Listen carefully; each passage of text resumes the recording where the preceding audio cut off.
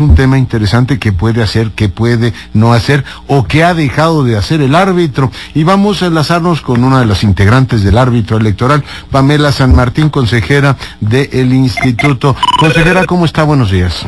Buenos días, Leonardo. Saludos a su auditorio. A ver, ¿qué hacen, qué no hacen o qué han dejado de hacer en este tema electoral? Todos los partidos parecen inconformes con el proceso, pero a ver, cuéntenos cuál es su valoración.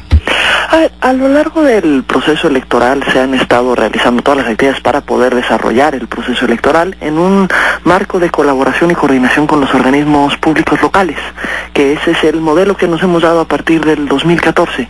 Hay una autoridad nacional que es la encargada de realizar un conjunto de tareas como son la capacitación, la ubicación de casillas, la fiscalización, que ahorita todavía está en curso, y eso es importante señalarlo, que la fiscalización de los recursos de los partidos políticos todavía no ha concluido.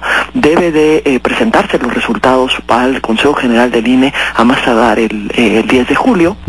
Y esta parte es una de las nuevas atribuciones que tiene el Instituto Nacional Electoral y que es muy relevante para efecto de los resultados de una elección. También a lo largo del proceso electoral se han realizado las acciones de coordinación con los organismos públicos locales, se han emitido un conjunto de lineamientos sobre distintos temas que les corresponde desarrollar a los organismos públicos locales, como lo son el PREP, el conteo rápido, etcétera, y todo lo que es el cuidado de la documentación electoral, de los materiales electorales, tanto antes como después de la jornada electoral, para el desarrollo de los cómputos distritales y municipales que tuvimos la semana pasada en las distintas entidades que tuvieron elección. Pero me parece que ahorita un tema que sí se debe destacar es que todavía no termina el proceso electoral, todavía están pendientes las impugnaciones que en su caso presenten los partidos políticos, ya sea por los resultados. ¿Es saludable, Pamela, que se judicialice todo? Pues ese es el mecanismo que nos hemos dado. Todas y cada una de las actuaciones de las distintas autoridades son impugnables, todos los actos que se presenten durante un proceso electoral son impugnables, para efectos de garantizar la legalidad y la certeza de los comicios, y que se garantice que el resultado de un proceso electoral sea, haya cumplido con las propias reglas que nos hemos dado, precisamente por todas las circunstancias que se han presentado, todos los elementos. Por ejemplo, el hecho de que en Coahuila el PREP haya llegado a una cobertura notablemente más baja que la que ha tenido en otras entidades, los resultados del conteo rápido, etcétera. Se decidió hacer un análisis y una revisión sobre cada uno de los procedimientos y mecanismos y sistemas que hemos empleado, precisamente para tener certeza sobre qué fue lo que ocurrió y cuál fue el cumplimiento de los lineamientos emitidos por el INE. Sí, antes de entrar a esos detalles, le pregunto, ¿le falta algo al INE? Porque uno oye, por ejemplo, el PRI dice, Yune se metió en las elecciones municipales en Veracruz y condicionó buena parte de los resultados a la acción pública del gobierno. El PAN dice que le robaron Coahuila. El gobierno o la oposición dice que el gobierno utilizó recursos públicos en el Estado de México, y al mismo tiempo todo el mundo le dice, oiga, López Obrador está haciendo campaña adelantada presidencial, y el INE no dice nada. O sea, al INE le faltan recursos, le faltan dientes, o todas estas cosas en realidad no serían atribución directa suya. Pamela.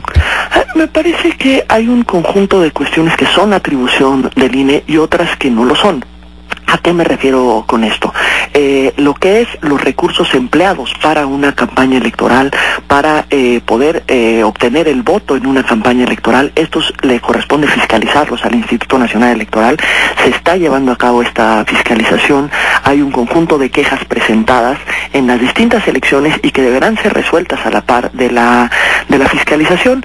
Sin duda, el tema del uso de los recursos públicos, si intervienen en las campañas electorales y se logra acreditar esto, sí es una revisión que le correspondería al Instituto Nacional Electoral, pero tenemos que partir. El uso de los recursos públicos como tal le corresponde a las Auditorías Superior de la Federación, a las Contralorías Internas, a los órganos de los propios estados o del propio gobierno federal.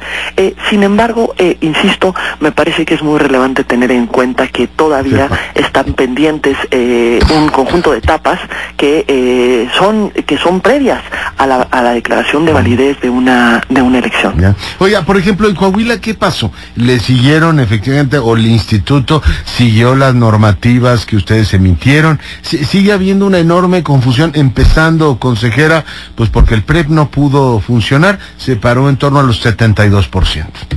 Efectivamente, ante circunstancias como estas, que sin duda es una cuestión que es atípica, generalmente el PREP tiene una cobertura mucho mayor, por encima del 95% de las actas computadas, es por lo que se está realizando un análisis para poder identificar cuáles son las razones que llevaron a esto, cuáles son las causas que llevaron a tener una cobertura de la naturaleza que se tuvo en el estado de Coahuila. La consejera presidente me decía que era muy compleja la elección. ¿Usted podría estar de acuerdo en principio con ese argumento? Sin duda había complejidades propias de esa elección. Eso es un hecho. Teníamos una coalición de 7 partidos, otra coalición de 4 partidos, y esto implicaba un conjunto muy alto de combinaciones en la boleta. Sin embargo, para identificar cuál es la causa específica, si eso influyó o no, es por lo que se debe de hacer un análisis completo para identificar cuáles fueron las razones que llevaron. No, me parece que es muy relevante no establecer una hipótesis de origen, una hipótesis inicial, y partir de que esa va a ser el resultado de el análisis que se realice. Se deben de ver todos los elementos que están alrededor, es decir, el cumplimiento de cada uno de los criterios, por ejemplo, para determinar inconsistencias de las actas en el PREP. Siempre existen inconsistencias en las actas de escrutinio y cómputo en el trabajo que se realiza durante la jornada electoral, y por eso precisamente es que nos hemos dado en el modelo mexicano la etapa de los cómputos distritales o municipales, precisamente para que de existir cualquier tipo de inconsistencia en las actas de escrutinio y cómputo se pueda llevar incluso al recuento de los votos que fueron emitidos, para tener certeza de cuál fue el resultado de la elección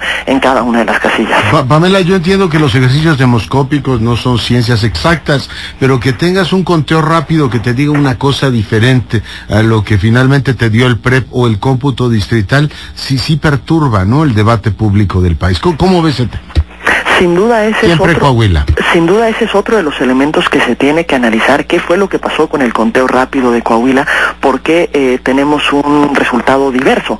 Eso sí es un análisis específico que se debe realizar y que se va a realizar, que ya se inició ayer. Se establecieron en la reunión que tuvimos con los partidos políticos, se establecieron el conjunto de elementos que se van a considerar para el análisis de cada una de estas etapas, cada uno de estos sistemas, cada uno de estos ejercicios, para poder identificar exactamente dónde estuvo, en su caso, una cuestión que debiese aclararse o que debiese modificarse para generar certeza en estos ejercicios.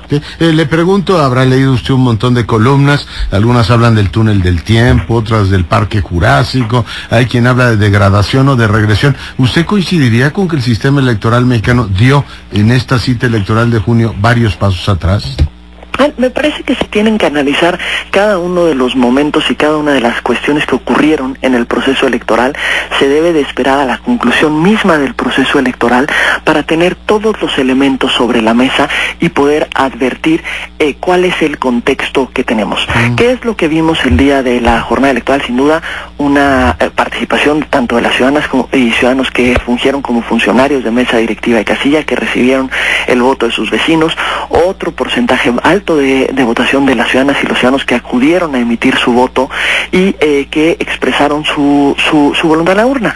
Sin embargo, sin duda hay un conjunto de quejas presentadas previamente, un conjunto de elementos que todavía no se concluyen y que deben de ser analizados integralmente previo a la validación de la elección, precisamente para generar certeza hacia todas y hacia todos. Leí el otro día, consejera San Martín, un corte que hacía el Heraldo diciendo que la FEPADE deja impune el 99.8% de los delitos, incluido que todos nos habíamos enterado que un secretario de Estado utilizó 2 credenciales de elector para identificarse. Me parece que tenemos que advertir que ha habido una presencia importante de la FEPADE en los distintos comicios. Tenemos que tomar en cuenta también la capacidad instalada que tiene la FEPADE, el presupuesto que tiene asignado la FEPADE para poder hacer un despliegue, y sin embargo me parece que lo que sí vimos tanto previo a la jornada como el día de la jornada fue una presencia de la FEPADE buscando frenar estas conductas, y más allá de lo ocurrido ese día hay investigaciones que aún están en curso y que deben de llegar a su fin para, en su caso, sancionar cualquier conducta irregular, cualquier delito electoral que pueda haberse cometido. Consejera, pues le agradezco mucho que haya estado esta mañana con nosotros. No, gracias a ustedes, Leonardo, y nuevamente saludos al auditorio. Pamela San Martín, consejera del INE, esta mañana en Enfoque. Leo el muy interesante texto que hoy